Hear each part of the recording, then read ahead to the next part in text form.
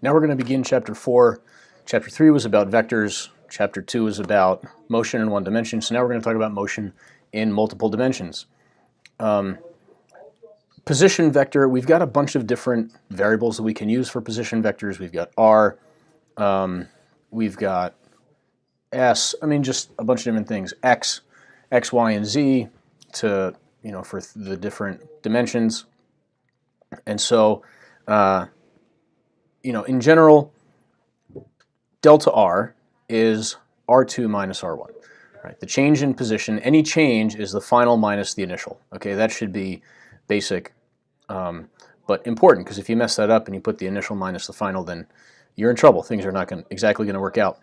And if we're dealing with three dimensions, r, the vector r, is x I hat, y j hat plus z k hat. So we're it's important to realize that every vector is three-dimensional. It's just that sometimes one of the dimensions, the magnitude is 0. If something's in the xy plane, then the z dimension has 0 magnitude. And so then, position, velocity can be broken up into the three dimensions. So it's vx, the magnitude in the x direction, times I hat, giving it that dimension. V in the y direction times j hat. And the same thing with acceleration. Acceleration is a vector. We've got the three dimensions. You can write it in unit vector notation. And then time is not a vector. Time is one of those scalar quantities. Okay. So displacement does not depend on the path, just the initial and final position. That also should be basic and obvious. So the average velocity vector, right? Average velocity is delta x over delta t. Instantaneous velocity vector, if we're going to do this as a vector, right, then and instantaneously, then we need calculus. So we use the d dt of v, vx, vy, and vz.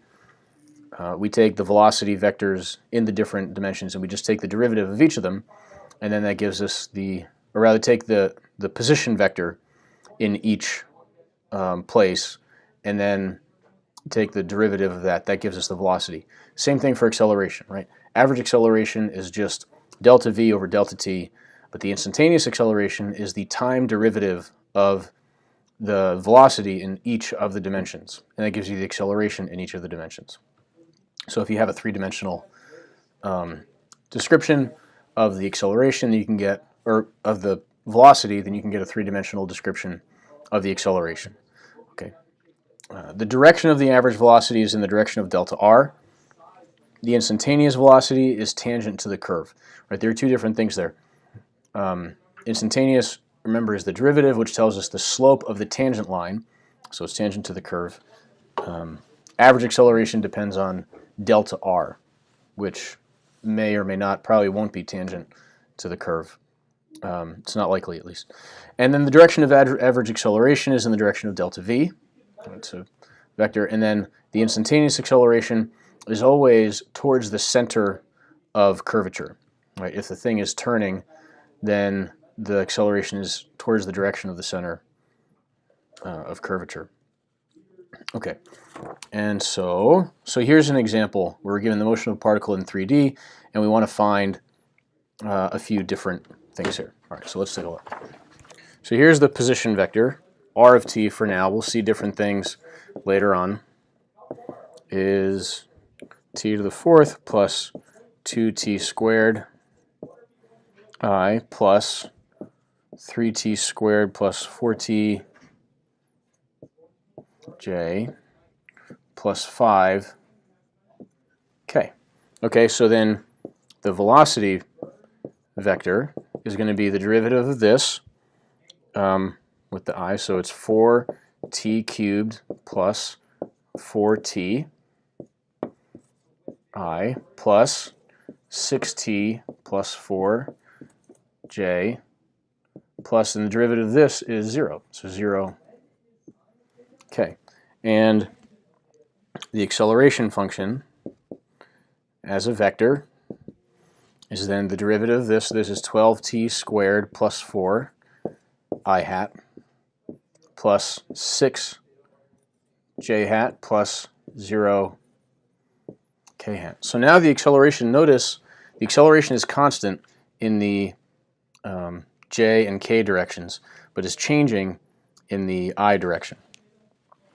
Okay, so now we're looking at finding the v at 0, the velocity at 0 seconds, and the velocity at 2 seconds. So v at 0, is I plug 0 in for this, so I get 0I, plus if I plug 0 in for t, then I end up with 4j, and then plus 0k meters per second. All right, and the velocity at 2 seconds, so this ends up being 40I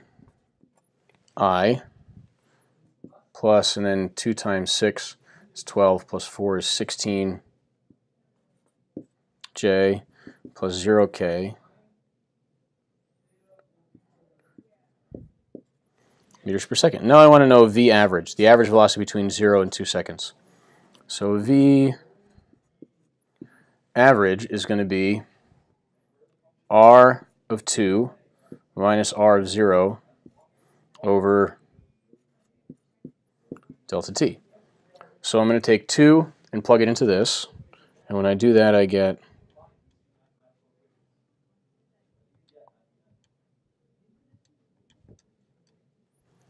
24I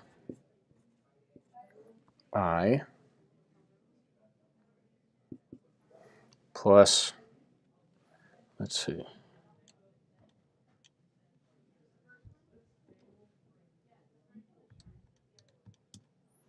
plus 20, so this is 20j plus 5k minus, and then if I plug 0 into this I get 0I. If I plug 0 into here I get 0j minus 5k all over 2 seconds, right? So these things cancel out. So this ends up becoming 12I plus 10j meters per second. Okay, so that's the average between 0 and 2. So then A of 0, I'm just plugging 0 into this, so this ends up being 4. So this is 4I plus 6j plus 0k. And then A of 2, I plug 2 into this, so this is 48 plus 4 is 52I plus 6j plus 0k. And then A average between 0 and 2, I'm taking this and I'm subtracting this, right? Final minus initial, delta V over delta T. So if I do 40 minus 0, I end up with 40I. So A average is 40I, and 16 minus 4, 12j, plus 0k over 2. So this is 20I plus 12j meters per second squared. Example, a rock is thrown off a 25-meter bridge with an initial velocity of 4 meters per second horizontally. Express the following in unit vector notation. Okay, so now that we're actually doing some physics, right? We've got a problem, we need to interpret the physics. So here's a bridge, right? It's thrown off this way, so it's doing that kind of thing. And we want to know a bunch of things. Okay, so it has initial horizontal velocity of 4 meters per second. So x of t is given by vi x times t, right? But vix is 4, so 4 meters per second times t, right, in the I direction,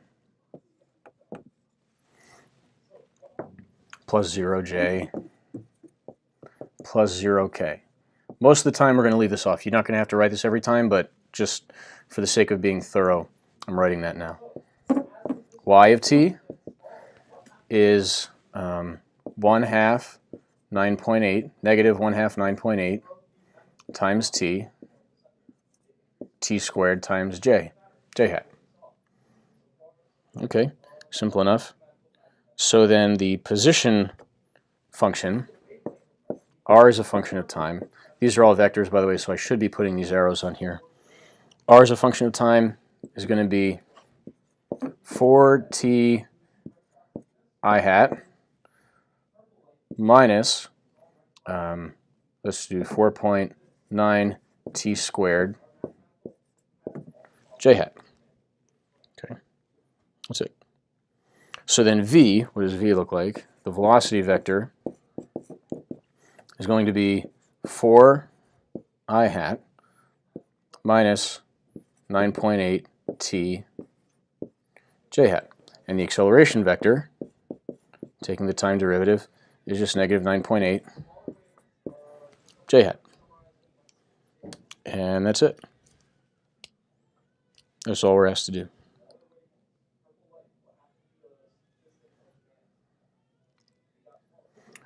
Quick note, this of course is assuming that we're at the origin here. If this is the origin. If we did not take this to be the origin, if we said that this is positive 25 meters, then what we would do here is we would make this would be 25 minus 4.9 t squared j hat. So just to make that clear, position, this is position from the starting point. Now let's talk about some other things, some generalities, some things. One, draw a picture of the situation. It's really hard to start doing physics if you can't picture what's happening inside of your head, so rely on pictures, rely on drawings. There are going to be times where I might not ask you to do a drawing. In fact, this happens quite often. On a test question, I might not ask you to do a drawing, but if you do the drawing, then you actually will get partial credit, because that's part of solving the problem, and there's plenty of partial credit available. So just draw the picture every time, okay? Make it quick. Write quantities in component form, right? The unit vector notation. Work with one direction at a time, right? Don't worry about trying to picture the whole thing, right? Just one vector at a time. Time is the same in all directions. That's not a vector. That's the sort of linking thing. That's the parametric, right? That's the parameter if you're dealing with the parametric equations, thinking back to pre-calc and what happened there. Direction is direction of instantaneous velocity along tangent line, and direction of average velocity is in the direction of delta r, independent of the path. So average velocity is the displacement divided by time, and therefore is the change in position at the same direction. Okay, so motion in 2 dimensions. Here you can see, actually, I guess sort of like a parametric graph. You've got x and y, and you've got points on there to represent the different time points in time there. So the question is, what do the graphs look like for x of t and y of t, for the x position and the y position? So it's going to look like kind of like this, right? So x of t, if you notice, it's at position 2 at 0 seconds, so it's here. And then at time 1 second, it's at 1.5. And then at time 2 seconds, it's now at position, looks like about 1, maybe a little bit less, kind of like that. So this is the x versus t graph. And then here is y versus t. So if you have the right diagram, then you can do pretty much anything. It starts off here, and then at 1 second, it's at about 1. And then at 2 seconds, it's a little bit more than 2. Right. Normally we don't connect the dots, but this is all we've got to go with for now. So this is what the y motion looks like. This is what the x motion looks like. We can treat them separately mathematically because we can separate vectors, and we have this quality. Okay, projectile motion. Now we're going to do some projectile motion. This stuff should all be review. You should look this over. And now we're going to do a derivation, right? I think you've done some derivations last year, which is good. And derivation is a mathematical logical presentation showing how you start with some equations and you get a particular formula or other set of equations. Derivations are big. There will almost definitely be at least one derivation on the AP test. There is a derivation, and I'll tell you about like a few derivations that it might be on the tests, the unit tests. So on the unit test for this unit, there will be a derivation, and it will be one of these derivations that we're about to do. Okay, so here's your first derivation. You're going to derive the range formula from things that you know, and starting with some VIF-TAD stuff. All right, so let's take a look at how this works. First thing is the drawing. That's important. Right. So here's R, and here's the path of the object. If this is the time, we're going to call this T prime, the time it takes to reach the high point. We start with VI, V initial, and at angle theta. Okay, and so right, we're looking for this formula, the formula that gives us the range, and is independent of time. We want to eliminate time. And so, let's see, R over 2, so this cut in half, is going to be VI cosine theta, so this is the horizontal component, times T prime. Right? All I'm saying is that at T prime, it will have traveled this far, R over 2, and I find that by multiplying the horizontal velocity by the time. That's good, right? And then T prime is also equal to the square root of 2y over g, where y is the maximum height, or the height at that point. What else do I know? Let's see. Vf squared sine squared of theta is equal to 0 plus 2gy. Right, this is my Vf squared equals Vi squared plus 2gy. So here, if I imagine I'm dropping this from here, where I have the initial velocity of 0, then the final vertical velocity, which will be the same as this sine theta, right, is going to be 2gy. So let's do this. Let's set this equal to y.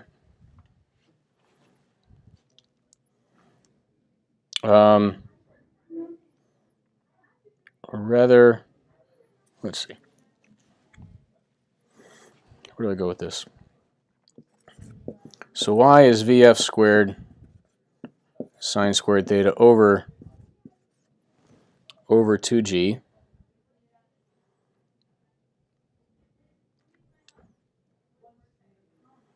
Let's see. Oh, and I can take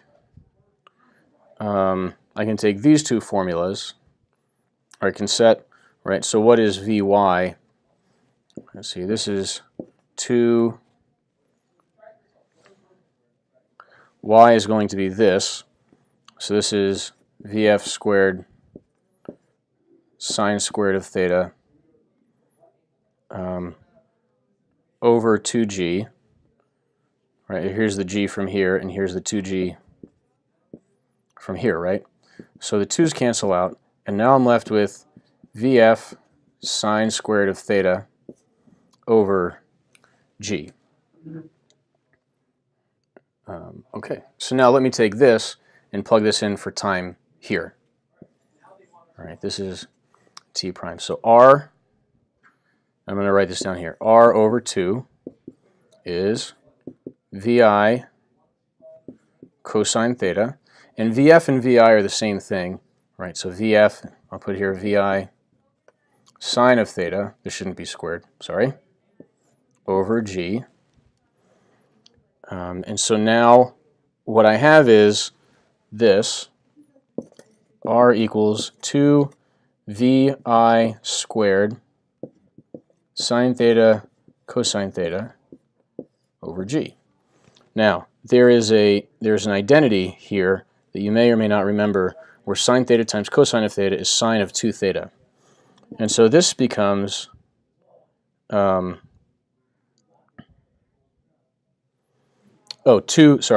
times sine theta cosine theta is sine of 2 theta.